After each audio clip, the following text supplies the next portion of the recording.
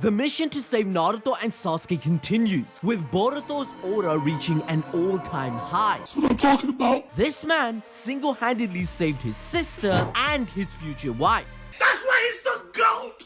The GOAT! But that's not all. Himawari's new power with Kurama is on full display, and it's insane. Not only is her potential higher than Naruto, but her rapid evolution has gained new healing properties beyond a human or tail beast, where Himawari can even activate beast bombs. However, before revealing how that's possible, let's rewind to the fight. The first thing Himawari does is wake up Inujin from his nap. Everyone is shocked that her broken leg has completely healed, and Inujin is no longer in the donut club. They don't know what's going on, but luckily for us, we do. The Nine Tails grants Himawari the same healing power as Naruto. For example, even in the original manga, when her father was a kid, he was stabbed by a Chidori by Sasuke, yet instantly healed it thanks to Kurama's chakra. However, Jura confirms that Himawari's existence is beyond the norm. She is actually a tail beast itself, just like them. You know what that means, right? That means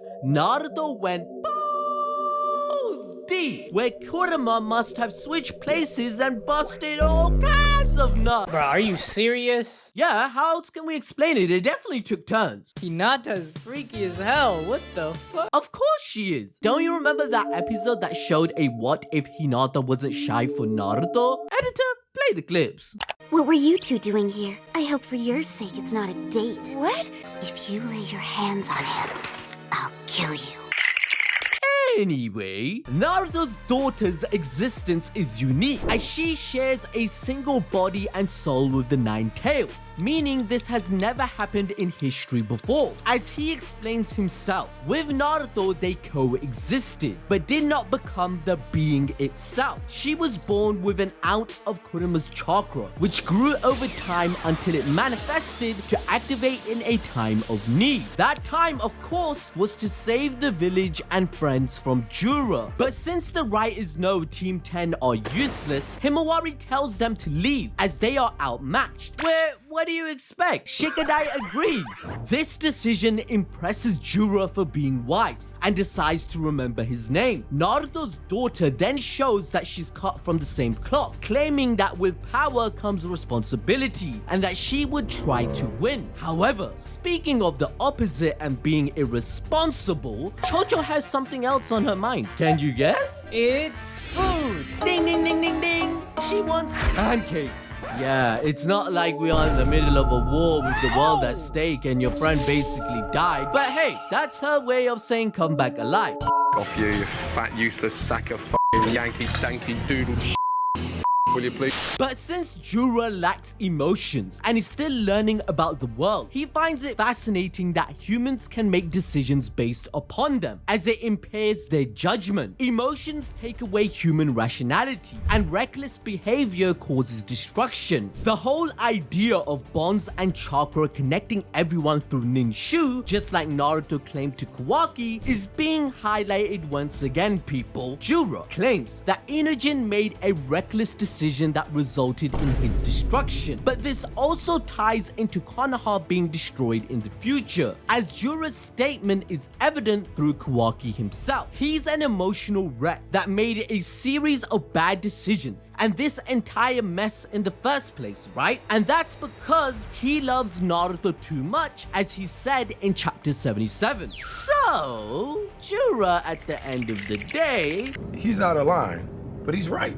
However, Himawari is having none of it, simply telling him to shut up, using a left-right goodnight combo. This causes utter destruction in the area, and they both proceed to use tail beast bombs, which causes a nuclear-like explosion that even Oppenheimer would be proud of. Now, based on these feats alone, we now understand why the strongest character in the series, like Damon, who has the genetics from Shibai, the Utsuki god, complemented Himawari when he claimed she could dodge his attacks and is extremely powerful. Uzuhiko. That kid casually no-diff limitless code, and Jura over here knocked Kawaki unconscious with the same combo. Yet Himawari, she's still standing after tanking a tail beast bomb to the face. This automatically insinuates she could reach the power level of Boruto, who is the strongest ninja of all time, as her strength will evolve through training due to being the best Jinchuriki in history in comparison.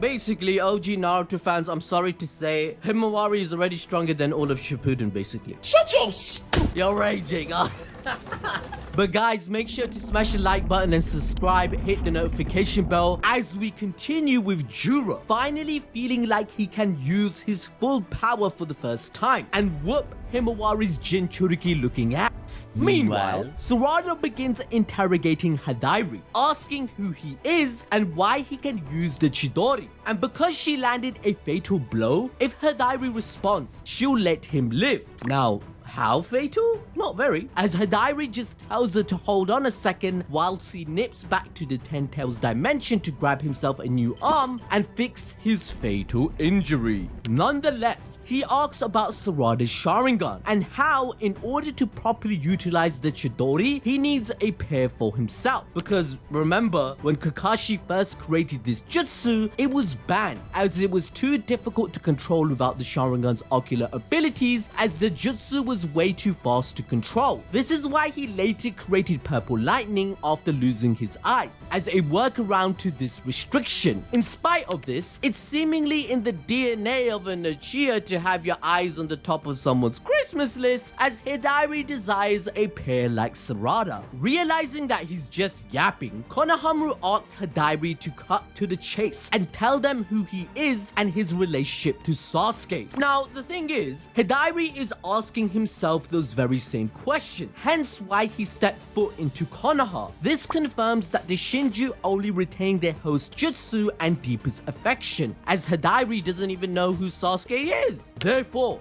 once he and the other Shinju begin to understand that they're merely copies of somebody else, it will send them into an existential crisis, much like AI. They're out here in Konoha looking for clues, not realizing that their life is a lie. This sets off alarm bells in Sumire, who seems to be the only shinobi present capable of logical thinking, as she realizes Hadairi's target is Sarada, telling Konohamaru to protect her. Can I just say, bitch, if you're relying on him for protection, you've already lost. True, and yeah, that's pretty true. His name is Trashamaru, right? We can't forget that. Okay, maybe I'm being too harsh here. Let's see how he does with this task. I'm jumping the gun, aren't I? Nope.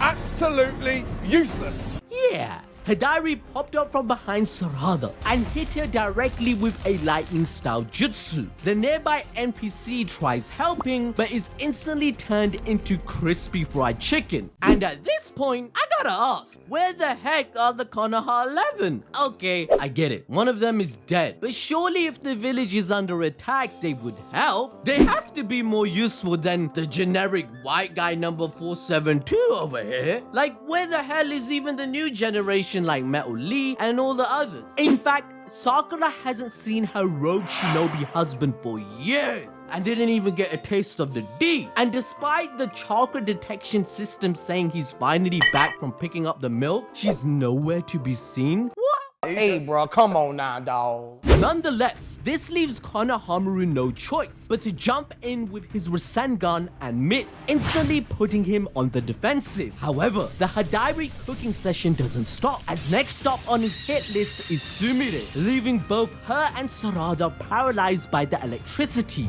Now, as a Sarada fan, I have to say this. Not only is she asking the dumbest questions like who they are, when Boruto literally explained everything to her in chapter 6, and explained that her father became a tree, and from those trees they become clones, and then Hadairi pops up and wow, they detected Sasuke's chakra. So how has she not connected 2 and 2 if she's trying to be Hokage and she's supposed to be the most intelligent? She also seems to have forgotten how Code's belt markings work, when Shikamaru informed everyone that they are surrounded across the village before the time skip, and Kawaki has been going around even now to shrink them to keep everyone safe. Why wouldn't this crucial information information be passed around. As a result, they don't keep this in mind when facing such an opponent. Like in original Naruto, even Kakashi told everyone not to look at Itachi's eyes due to the pre-known knowledge of his abilities. But over here, it just seems like Sarada keeps taking unnecessary L's, despite in chapter 69, she felt useless due to not being able to keep up with Boruto. They stated, in order to face Otsutsuki, we need just as much power and resolve too. So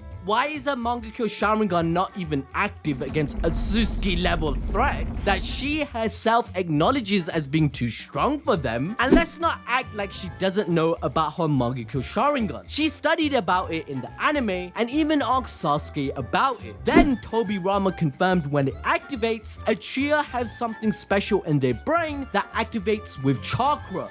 Where is her base Sharingan? It's not even on. But all in all, as a Sarada fan, I think this is all a setup for Team 7 to reunite, and she will prove herself worthy of Hokage by helping Boruto save the entire village, with her Mangekyo finally being on full display. It's a moment we are all waiting for. Please, Kishimoto, please give it to us. In the meantime, Jura continues beating Himawari to a pulp, hitting her with a point-blank Biju bomb, which is circumvented by her regeneration being way beyond anything we have ever seen. In spite of this, she's been handed a fat L. She can't escape her fate of total chakra exhaustion. Even Kurama admits that Jura is way too powerful for Himawari right now. No matter how gifted she is, she can't win. Thankfully, help is on the way. My goat, my guy with the aura, my MC, Boruto.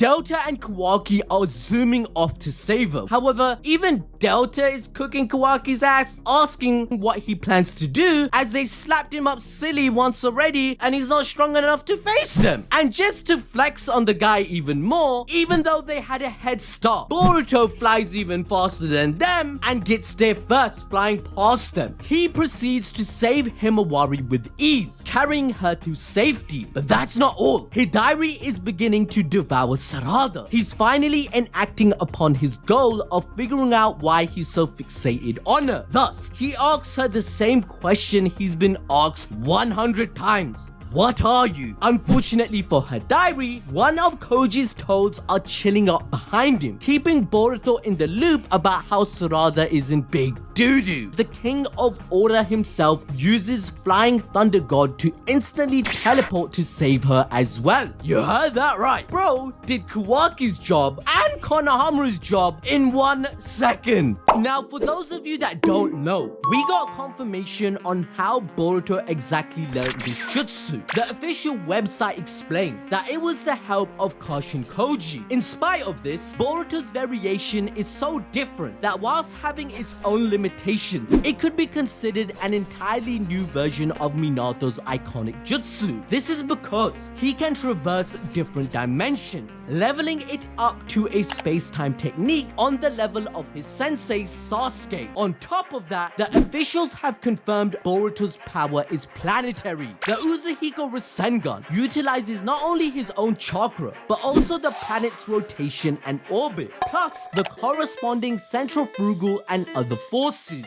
So in addition to the damage that a standard Rasengan causes, it destroys the target's sense of balance, debilitating them. As a result of the unceasing nature of the planetary movement, the effects of Uzuhiko do not fade, resulting in not just physical harm, but untold psychological damage. Why are we still here? Just to suffer? That's why when Boruto used it on Code, he basically called it a death sentence. On top of that, Boruto refers to the planetary energy used for the jutsu as the planet's chakra. But this is not the same as nature energy used by ninjas such as Naruto and Mitsuki when they enter Sage Mode. So after realizing that Boruto means business, Jura and Hidari prepare for their first proper challenge, as they're about to taste the wrath of the world's final shinobi. Now, to enjoy more peak fiction, why not find out and learn about Yuji's complicated family tree, as he has 9 brothers, 3 parents, and he is Sukuna's nephew.